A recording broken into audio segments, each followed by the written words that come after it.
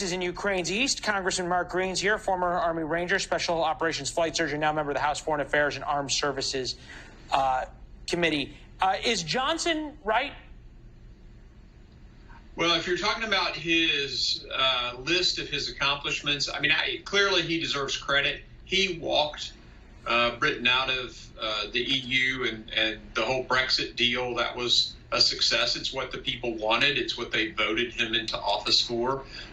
He certainly was sounding the alarm on Putin early on. And I have to give him credit for working with us on the AUKUS deal, to give nuclear-powered submarines to the Australians and balance China. So he has a list of accomplishments. He also has some things. That he's got some problems. I was more talking about, is Johnson right in that we need to stand with Ukraine, and his constant sort of pushing of the United States to do more, saying we're not doing enough.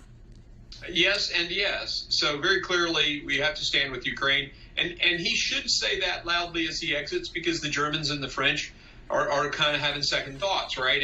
And what the Ukrainians aren't going to do is accept Russians on Ukrainian soil at this point. So they're going to continue to fight, and accepting the status quo to get a peace is not what we would do if Russia had half of Florida. So I think he's right. As far as the sticking with us, absolutely. They're our greatest ally. We are forged in blood in fighting World War I and World War II together. But we went to save them in the Falklands. The relationship is huge, and we need them, and they need us. Speaking about U.S. aid to Ukraine, we've given $54 billion, more long-range missile systems coming.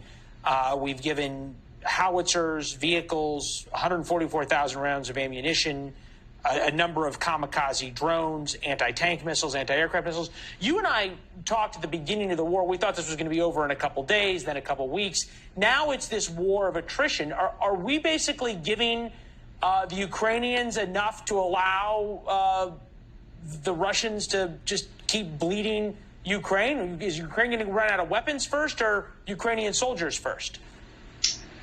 Well, it's a very good question, but about the latter part of it. The first part of it, are we giving enough? First, we haven't given $54 billion. There's been about that much allocated, and much of that money goes to rebuild our own missile-making capability. I mean, about $12 billion of the $40 billion that was passed just rebuilds our Stinger plants. It rebuilds our expands our Javelin capacity. $9 billion of it makes more missiles for our stockpiles. Our shelves are empty right now. So that number of 54 is significantly misleading. It's actually been about $7 billion that's actually gone to Ukraine. In terms of the equipment, no, we haven't sent enough. We need to send it faster. It needs to get there yesterday. Why aren't we doing that? Because we keep hearing all the time how important it is from the White House. Why aren't we doing it?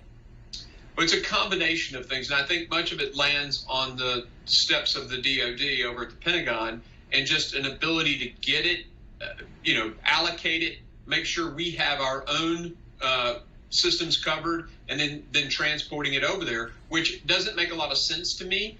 We have the capacity to deploy our own troops worldwide. We should be able to get it there faster. I don't understand the sort of trickle of it. It's been that way since the beginning with this administration, though, and unfortunately, it's continuing to embolden Putin, and it's not being as decisive as we could be. Well, certainly, and it also sends a message to Putin in terms of our own limitations. It is confusing, almost confounding.